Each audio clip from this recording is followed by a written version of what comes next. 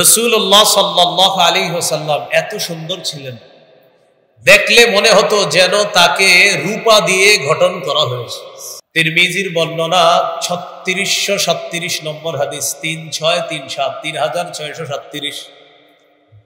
এই হাদিসের মধ্যে আছে কানা রাসূলুল্লাহ সাল্লাল্লাহু আলাইহি ওয়াসাল্লাম আবিয়াদা কান্নামা সিগা মিন ফিদ্দা। রাসূলুল্লাহ সাল্লাল্লাহু আলাইহি ওয়াসাল্লাম এত সুন্দর ছিলেন, দেখলে মনে হতো যেন তাকে রূপা দিয়ে গঠন করা হয়েছে। রাসূলুল্লাহ সাল্লাল্লাহু আলাইহি ওয়াসাল্লামের মাথা কেমন ছিল? আল জামিউস সগীর হাদিসের কিতাব 6452 নম্বর হাদিস। এই হাদিসের মধ্যে আছে কানা রাসূলুল্লাহ সাল্লাল্লাহু আলাইহি ওয়াসাল্লাম তাখমার রাসি। রাসূলুল্লাহ সাল্লাল্লাহু আলাইহি ওয়াসাল্লামের মাথা তুলনামূলক একটু বড় ছিল, দেখতে অনেক সুন্দর লাগত। মাথার চুলগুলো কেমন ছিল? ঘন নাকি পাতলা? জাওয়াইদুল মুসনাদ 944 নম্বর হাদিস। কানা রাসূলুল্লাহ সাল্লাল্লাহু আলাইহি ওয়াসাল্লাম কাসীরা শা'রির রাসি। রাসূলুল্লাহ সাল্লাল্লাহু আলাইহি ওয়াসাল্লামের চুলগুলো ছিল ঘন। চুল কি লম্বা ছিল নাকি কোকড়ানো ছিল? সহিহ মুসলিমের বর্ণনা 2347 নম্বর হাদিস। আমাদের মাদ্রাসার পাঠ্যপুস্তক অনুসারে মোট হাদিস সংখ্যা হবে 3033টা, এটাই আন্তর্জাতিক রকম। এই হাদিসের বর্ণনাকারী আনাস ইবনু মালিক রাদিয়াল্লাহু তাআলা আনহু তিনি বলেন, লা বিল জাদিল কাতিতি ওয়ালা বিসসাবতি। রাসূলুল্লাহ সাল্লাল্লাহু আলাইহি সাল্লামের চুলগুলো একেবারে কোকড়ানো ছিল না, আবার একেবারে সরু লম্বা ছিল না। তাহলে কেমন ছিল? এটা আরেক হাদিস থেকে জানি। আল জামিউস সগীর হাদিসের কিতাব 6475 নম্বর হাদিস।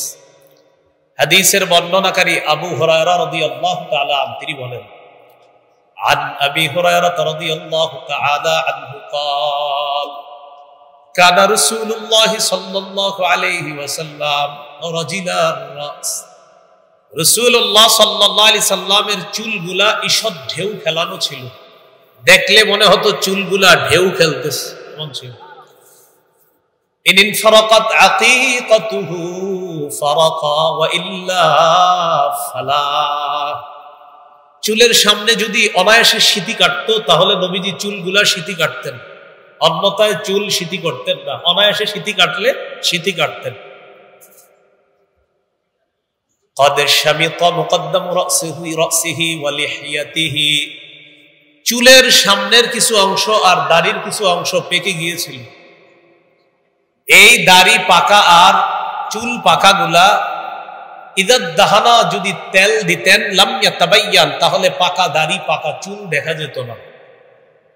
ওয়া ইদা শাইসা তাবায়ানা, আর যদি চুলগুলা একটু অগোছালো হতো তাহলে ওই সাদা দাড়ি আর চুল একটু স্পষ্ট হতো, সেটা দেখা যেত। এই হলো রাসূল সাল্লাল্লাহু আলাইহি ওয়াসাল্লামের চুলের বর্ণনা। চুলের পরিমাপ কতটুকু ছিল এই ব্যাপারে ওলামায়ে কেরাম সবাই এখানে, আমি আপনাদের কিন্তু বলতেও পারি না। ওলামায়ে কেরাম ছাড়া অন্য যারা আছে আপনারা 3টা শব্দ মনে রাখবেন। 1 নম্বর ওয়াফরাহ, 2 নম্বর লিম্মাহ, 3 নম্বর জুম্মাহ। কানের অর্ধেক পর্যন্ত চুল, এটা হলো ওয়াফরাহ। 2 কান আর কাঁধের মাঝামাঝি চুল, এটা হলো লিম্মাহ। কাঁধ পর্যন্ত চুল, এটা হলো জুম্মাহ। হাদিস থেকেই চলেন 3টা চুলের পরিমাপ জেনে নেই। সহিহ মুসলিমের বর্ণনা 2344 নম্বর হাদিস। এই হাদিসের মধ্যে আছে কানা শারু রাসূলিল্লাহি সাল্লাল্লাহু আলাইহি ওয়াসাল্লাম ইলা আমসাফি উযুনাই। রাসূলুল্লাহ সাল্লাল্লাহু আলাইহি সাল্লামের চুলগুলো ছিল কানের অর্ধেক পর্যন্ত। বলেন তো এটাকে কি বলা হয়? ওয়াফরাহ। সহিহ বুখারীর বর্ণনা 5905 নম্বর হাদিস। এই হাদিসের বর্ণনাকারী কাতাদা রাদিয়াল্লাহু তাআলা তিনি বলেন, সাআলতু আনাস ইবনে মালিক রাদিয়াল্লাহু তাআলা আন শা'রি রাসূলিল্লাহ সাল্লাল্লাহু আলাইহি ওয়াসাল্লাম। আমি নবীজির সাহাবী, নবীজির খাদেম, 10 বছরের খাদেম হযরত আনাসকে জিজ্ঞাসা করলাম, নবীজির চুলগুলো কেমন ছিল একটু বলেন তো। হযরত আনাস রাদিয়াল্লাহু তাআলা আনহু জবাব দিলেন, লা বিসাবতি ওয়ালাল জাদি, একেবারে সরু লম্বা ছিল না, আবার কোকড়ানো ছিল না। কেমন ছিল চুলগুলা? বাইনা উযুনাইহি ওয়া আতিকি, নবীজির চুল মুবারক গুলো ছিল 2 কান আর কাঁধের মাঝামাঝি, এটাকে বলা হয় লিম্মা। রয়ে গেল জুম্মা। সহিহ বুখারীর বর্ণনা 5904 নম্বর হাদিস। এই হাদিসের মধ্যে আছে, কানা ইয়াদরিবু শা'রু রাসূলিল্লাহি সাল্লাল্লাহু আলাইহি ওয়াসাল্লাম মানকিবাই, রাসূলুল্লাহ সাল্লাল্লাহু আলাইহি সাল্লামের চুল মুবারক কাঁধ পর্যন্ত লম্বা হতো মাঝে মাঝে, এটাকে বলা হয় জুম্মা। এই হলো রাসূল সাল্লাল্লাহু আলাইহি সাল্লামের চুলের পরিমাপ। এবার মাথার পরে আমরা আসি, চেহারা মুবারক কেমন ছিল। রাসূলুল্লাহ সাল্লাল্লাহু আলাইহি সাল্লামের চেহারা মুবারক কেমন ছিল এক কথায় বললে, সহিহ বুখারীর বর্ণনা 3549 নম্বর হাদিস।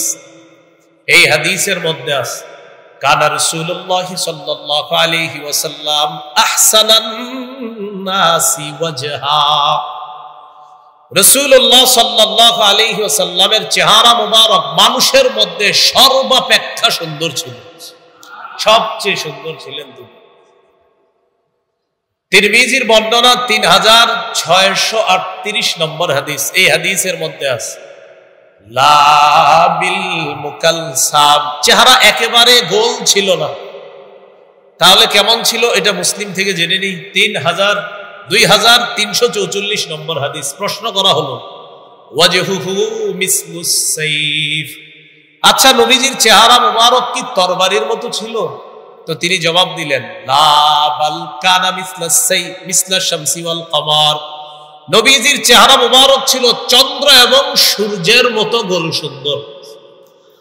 এর পুরা গোল না কিন্তু আপনার, কানাফি ওয়াজহিহি তাদভিরুন, কিছুটা গোল ভাব ছিল, পুরাপুরি গোল ছিল না এমন।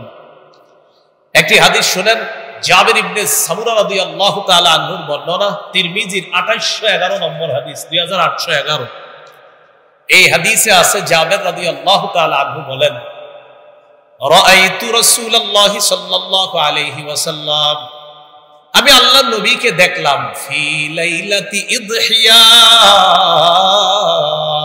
জোছনা রাতে। আমি রাসূলুল্লাহ সাল্লাল্লাহু আলাইহি সাল্লামকে দেখলাম জোছনা রাতে। ফাজাআলতু আনজুরু ইলা রাসূলিল্লাহি সাল্লাল্লাহু আলাইহি ওয়াসাল্লাম ওয়া ইলাল কমার, আমি একবার নবীর চেহারা মুবারকের দিকে তাকাইলাম, আরেকবার চাঁদের দিকে তাকাইলাম। আল্লাহর কসম, হুয়া আহসানু ইনদি মিনাল কমার, আল্লাহর কসম আমি চাঁদের দিকে দেখলাম, নবীর দিকে দেখলাম, চাঁদের চেয়ে নবীকে আমার কাছে বেশি সুন্দর মনে হয়েছে। আল জামিউস সগীরের মধ্যে আসছে, ইয়াতালাল্লাহু ওয়াজহুহু তালাআলু আল কমারি লাইলাতাল বদরি, পূর্ণিমার রাতের চাঁদ যেমন সুন্দর, নবীর চেহারা মুবারক ঠিক তেমন সুন্দর উজ্জ্বল হয়েছে। এ হলো চেহারার বর্ণনা। রয়ে গেল কপাল। কপাল ছিল কেমন? ওয়াসিআল জাবিন, ললাট ছিল প্রশস্ত, কপাল ছিল প্রশস্ত। কপালের পরে দেখেন 2টা ভুরু আছে। এই ভুরু কেমন ছিল? আযাজ্জাল হাওয়াজিবি সাওয়াবিগা ফি গায়রি কারনিন বাইনাহুমা ইরকুন ইউদিরুহুল গাদাব, নবীজির ভুরুগুলো ছিল বক্র, ঘন, সুন্দর, সরু ছিল বক্র। 2 ভুরুর মাঝে ফাঁকা ছিল, মিল ছিল না। ফি গায়রি কারনিন, একটা আরেকটার সাথে মিলিত ছিল না। মাঝখানে বাইনাহুমা ইরকুন, মাঝখানে একটা ছোট্ট রগের মতো ছিল। সাহাবায়ে কেরাম বলেন এত সুন্দর ছিল এটা। ইউদিরুহুল গাদাব, যখন নবী রাগ করতেন তখন এই জায়গার রগটা কত চমৎকার ভাবে স্পষ্ট হয়ে উঠত। যদি একটু রাগ করতেন এই জায়গায় আপনার রগটা হালকা স্ফীত হয়ে যেত, দেখতে বড় চমৎকার লাগতো, সুন্দর লাগতো। গর্ভবতী স্ত্রীদেরকে এইগুলা একটু শোনায়, বুঝছেন, নাটক সিনেমা না দেখা এইগুলা শোনাবেন। নবীজি নাক কেমন ছিল, কাম কেমন ছিল, এগুলা এদেরকে লিখে দিবেন, টানায় দিবেন, ঘরের জানালায় ঝুলিয়ে দিবেন। নাটক সিনেমা দেখেন, দেখার পর যে সন্তান পেট থেকে আসে পরে এটা গিয়ে আসে আবার গিয়ে ইসলামের বিরুদ্ধে কথা বলে। এরকম ফ্যাক্টরি এখন সম্পদ তো এমনই আসে। আল্লাহ আমাদেরকে হেফাজত করে। এই ছিল রাসূল সাল্লাল্লাহু আলাইহি ওয়াসাল্লামের ভুরু। এরপরে আপনার নবীজি সাল্লাল্লাহু আলাইহি সাল্লামের ভুরুর নিচে চোখ, চোখ কেমন ছিল? সহিহুল আদাবিল মুফরাদ কিতাবের নাম কিন্তু আল আদাবুল মুফরাদ, এটা ইমাম বুখারীর লেখা। এটার আপডেট ভার্সন হলো সহিহুল আদাবিল মুফরাদ, সেটা বিশাল হিস্টরি সহিহ, এটা অন্য জগৎ। তো সহিহুল আদাবিল মুফরাদ 988 নম্বর হাদিসের বর্ণনা। এই হাদিসের মধ্যে আছে কানা রাসূলুল্লাহ সাল্লাল্লাহু আলাইহি ওয়াসাল্লাম আযীমাল আইনাইন, নবীজি সাল্লাল্লাহু আলাইহি সাল্লামের চোখ তুলনামূলক একটু বড়, দেখতে ডাগর ডাগর চোখ বিশিষ্ট ছিল। জান্নাতীদেরকে আল্লাহ যে হুর দিবেন, এই হুরদের চোখ হবে ডাগর ডাগর চোখ বিশিষ্ট। আল্লাহ আমার নবীকে দুনিয়াতে এই ডাগর ডাগর চোখ ওয়ালা নবী বানায়। চোখের ভিতরে মণি, এটা কেমন ছিল? আদআজাল আইনাইন, তিরমিজির বর্ণনা 3638 নম্বর হাদিস, লম্বা হাদিস। এখানে আছে আদআজাল আইনাইন, চোখের দুই মণি ছিল খুব কালো, ঘন কালো ছিল। জাবির ইবনে সামুরা রাদিয়াল্লাহু তাআলা আনহু বলেন, রাআইতু রাসূলুল্লাহ সাল্লাল্লাহু আলাইহি ওয়াসাল্লাম, আমি আল্লাহ নবীকে দেখলাম, দেখার পর মনে মনে বললাম, কুলতু আকহালাল আইনাইন, নবীর চোখ মুবারক দেখে আমার মনে হলো চোখের মধ্যে সুরমা লাগানো। আমি নবীজির দিকে দেখলাম, দেখার পর আমার মনে হলো নবীর চোখে সুরমা দেওয়া। ওয়ালাইসা বিআকহালা, আসলে চোখের মধ্যে সুরমা দেওয়া না। এর মানে আমার নবীর দুই চোখ আল্লাহ এত সুন্দর করে বানিয়েছে, দেখলে মনে হতো সুরমা দেওয়া আছে, আসলে সুরমা দেওয়া না। আমরা সুরমা দিয়ে সুন্দর বানাইলে চোখ যেমন হয়, আল্লাহ সুরমা ছাড়াই নবীর চোখ এমন ভাবে বানাইছে। এই ছিল চোখের সৌন্দর্য। চোখের পাশে রয়ে গেল নাক। নাক ছিল কেমন? আকদাল আইনিন, নাক তুলনামূলক একটু উঁচা ছিল। লাহু নূরুন ইয়ালু, নাকের উপরের অংশে একটা আলো উদ্ভাসিত হতো, একটা নূর উদ্ভাসিত হতো। ও আবার নূর মানে কিন্তু নূরের তৈরি না, এখানে আবার একটা বিষয় বুঝতে হবে। হ্যাঁ, একে এক আজীব ঝামেলা। মানে আমরা অনেক সময় বলি অমুক রে, অমুক হুজুর রে, আল্লাহ মাশাআল্লাহ তার চেহারাটা কি নুরানি চেহারা। নুরানি মানে কিন্তু নূর না। নুরানি বললে কি নূরের তৈরি? হ্যাঁ, আবশ্যক হয় না। লম্বা প্রমাণ আদি দেওয়া যাবে, অনেক প্রমাণ দেওয়া যাবে যে নূর বললেই নূরের তৈরি হয় না। বলেন, নূর বললে কিসের তৈরি হয় না? নূর। এই জন্য যারা নাকি নবীজিকে নূর বলে, তারা বলে ক্বাদ জাআকুম মিনাল্লাহি নূর, এই আয়াত দিয়ে দলিল দেয়। এটার বিপক্ষে আমার লম্বা আলোচনা আছে যে নূর বললে যে নূরের তৈরি হয় না। অসংখ্য অগণিত দলিল দিয়েছি যে নূর বললে নূরের তৈরি হয় না। এর সবচেয়ে বড় প্রমাণ আল্লাহু নূরুস সামাওয়াতি ওয়াল আরদ, আসমান জমিনের নূর আল্লাহ। নাউজুবিল্লাহ, আল্লাহ কি নূরের তৈরি? জানি না। হ্যাঁ, আল্লাহু নূরুস সামাওয়াতি ওয়াল আরদ, তো নূর বললে যদি নূরের তৈরি হওয়া লাজেম হয়, তো আল্লাহ কি বলবেন? এই জন্য এগুলা না, বুঝেন নাই? নূর বললে নূরের তৈরি না, এটা অসংখ্য জায়গায় আছে। ওয়াজআলাল কামারা নূরা, আল্লাহ বলছে চন্দ্রকে করেছেন তিনি নূর। চাঁদ কি নূরের তৈরি? জানি না। অসংখ্য অগণিত প্রমাণ দেওয়া যায় নূর বললে নূরের তৈরি হয় না। কিয়ামতের ময়দানে তো এমন হবে, ইমানদারদেরকে আল্লাহ তাআলা বলবেন যে ইমানদারদের সামনে পিছনে শুধু নূর আর নূর হবে। মুনাফিকরা বলবে নাক্তাবিস মিন নূরিকুম, একটু থামো না, তোমাদের থেকে একটু নূর নেই। তো ইমানদার নূরের তৈরি। এই জন্য নূর বললেই নূরের তৈরি হয় না। রাসূল সাল্লাল্লাহু আলাইহি সাল্লামের নাক একটু উঁচা ছিল, এখান থেকে নূর উদ্ভাসিত হতো, আলো উদ্ভাসিত হতো। এই ছিল নাকের বর্ণনা। রয়ে গেল নিচে গাল। গাল মোবারক কেমন ছিল? সাহলাল খাদ্দাইন, ছিল সমান। দেখেন, সমান বললে মাথায় আসতে পারে এটা কেমন সমান, কিভাবে? মোট কথা, মানুষের গাল যেমন সুন্দর হতে পারে, আল্লাহ নবীর গাল ঠিক তেমন সুন্দর করে বানিয়েছে। গালের পরে রয়ে গেল দাড়ি মোবারক কেমন ছিল? কাসাল লিহিয়া, দাড়ি ছিল ঘন। এরপরে একটু নিচে আসেন, দাঁত মুবারক কেমন ছিল? মুফাল্লাজাল আসনান, সামনের দাঁত কিছুটা ফাঁকা ছিল, সুন্দর ছিল সামনের দাঁতগুলা, কিছুটা ফাঁকা, দেখতে অস্বাভাবিক সুন্দর লাগতো। রয়ে গেল মুখের ভিতরের থুতু, এই থুতু মুবারক কেমন ছিল? সহিহ বুখারীর বর্ণনা 4210 নম্বর হাদিস।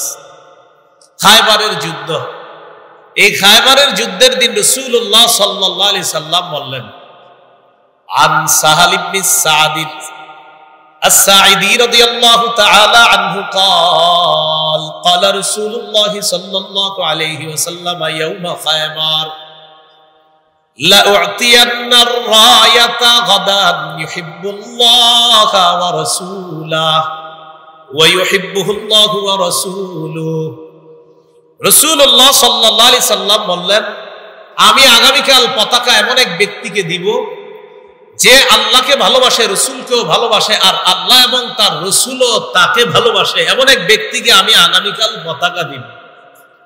ইয়াফতাহুল্লাহু আলা ইয়াদাইহি, আল্লাহ তাআলা তার হাতে খায়বার বিজয় করবেন বলে আমি নবী আশাবাদী। সাহাবী সাহাল ইবনে সাদ রাদিয়াল্লাহু তাআলা আনহু বলেন, ফাবাতান নাসু ইয়াদুকুনা লাইলাতাহুম, সব সাহাবীরা রাতের বেলা ঘুমায় না, সমস্ত সাহাবীরা আলাপের মধ্যে কাটিয়ে দেয় আর টেনশন করে, আইয়ুহুম ইউতাহা, না জানি আগামীকাল পতাকা কার হাতে দেয়। সবার আশা, না জানি নবী পতাকাটা কাকে দেয়, যদি আমাকে দিত, যদি আমাকে দিত, মানে আশা হলো যে রাসূল সাল্লাল্লাহু আলাইহি সাল্লাম পতাকা কাকে দিবে, তো এই পতাকা পাওয়ার জন্য সবাই আশা করতেছে।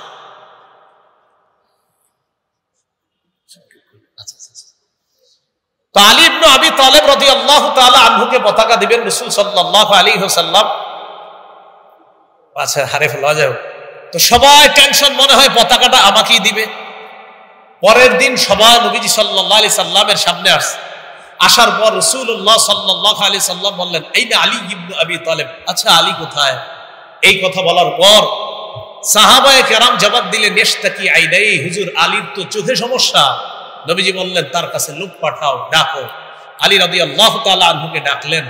ডাকার পর ফাবাসাকা রাসূলুল্লাহ সাল্লাল্লাহু আলাইহি ওয়াসাল্লাম ফি আইনাইহি, রাসূলুল্লাহ সাল্লাল্লাহু আলাইহি সাল্লাম তার দুই চোখের মধ্যে থুতু দিয়ে দিলেন। থুতু দেওয়ার সাথে সাথে হযরত আলীর চোখ দুইটা ভালো হয়ে গেছে।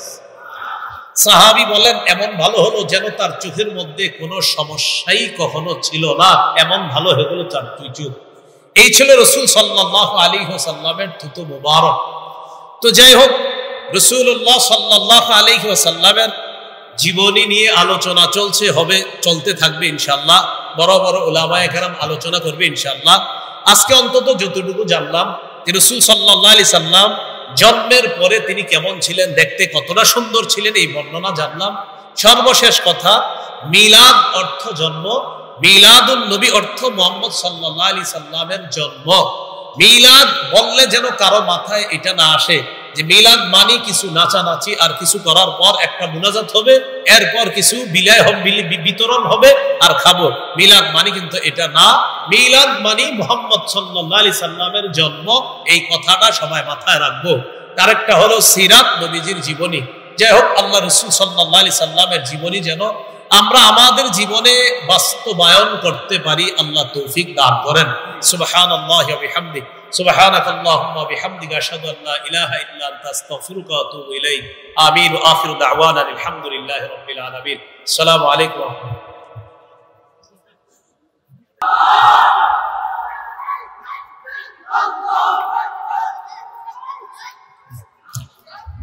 আলহামদুলিল্লাহ, আলহামদুলিল্লাহি ওয়া কাফা ওয়া সালামুন আলা ইবাদিহিল্লাযীনা ইসতাফা। আম্মা বা'দু ফাআউযু বিল্লাহি মিনাশ শাইতানির রাজীম। বিসমিল্লাহির রাহমানির রহিম।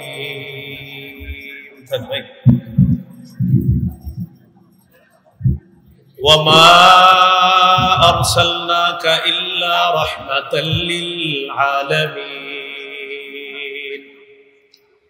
وقال رسول الله صلى الله عليه وسلم إن الله اصطفى من ولد إبراهيم إسماعيل